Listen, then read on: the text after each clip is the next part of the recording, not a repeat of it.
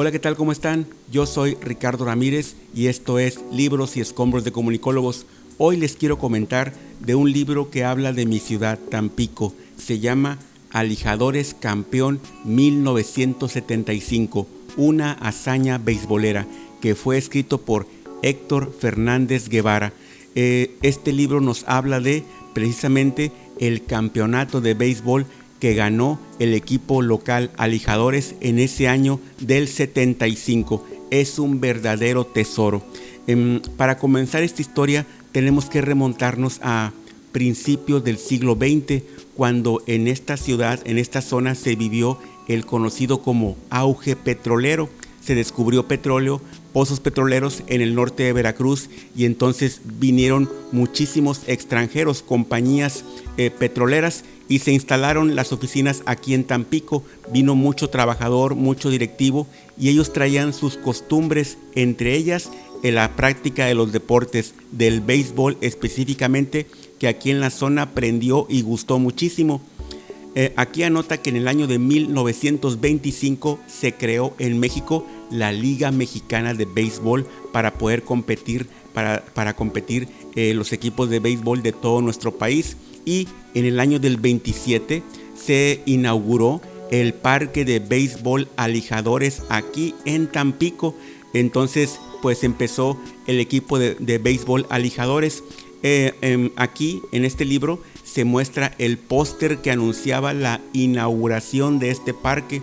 Este póster, el autor del libro lo atesoró por muchos años, hasta que un buen día, cuando se inauguró el Museo de la Ciudad de Tampico, decidió donarlo y allí se exhibe. Ustedes lo pueden ir a ver y admirar este fabuloso póster de 1927.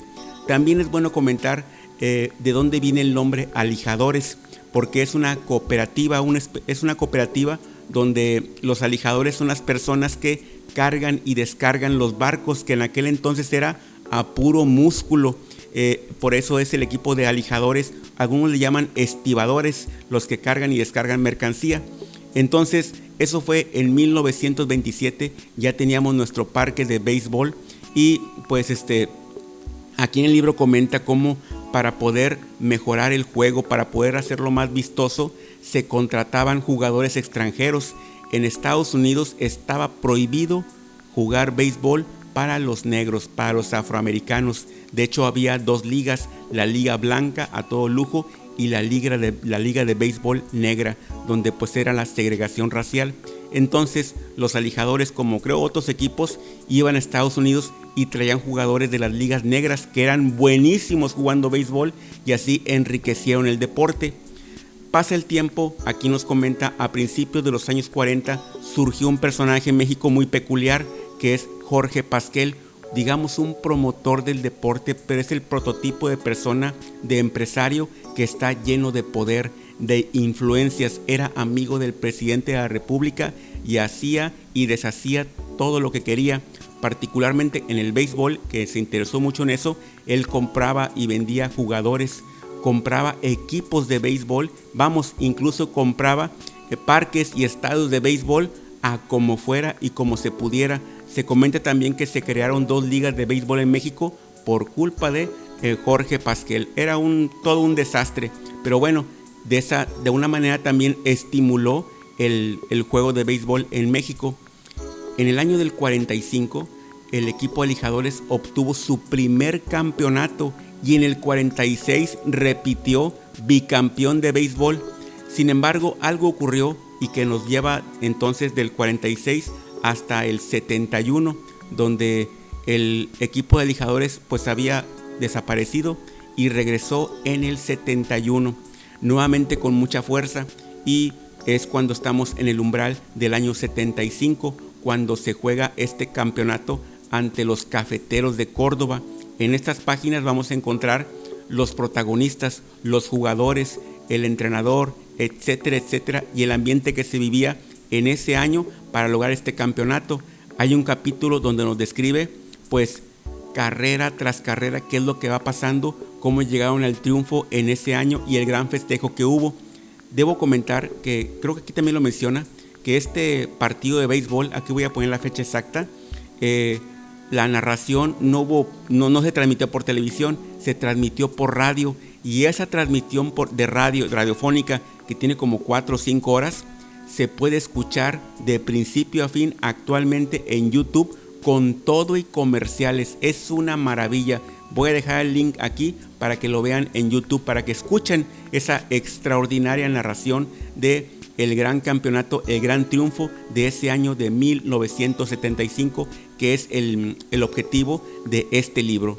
Otro detalle importante que nos comenta don Héctor Fernández es el gran ambiente que se vivía en las tribunas, donde estaba el vendedor de cacahuates con su grito "Doraos, salaos, doraos, salaos", y el gran ambiente que él armaba. También el público que gritaba a los jugadores, siempre esos gritos con un gran ingenio, llenos de burla, sarcasmo, etcétera, y dichos de una manera que a todos nos arrancaba la risa o la carcajada. La verdad, la pasaban muy bien.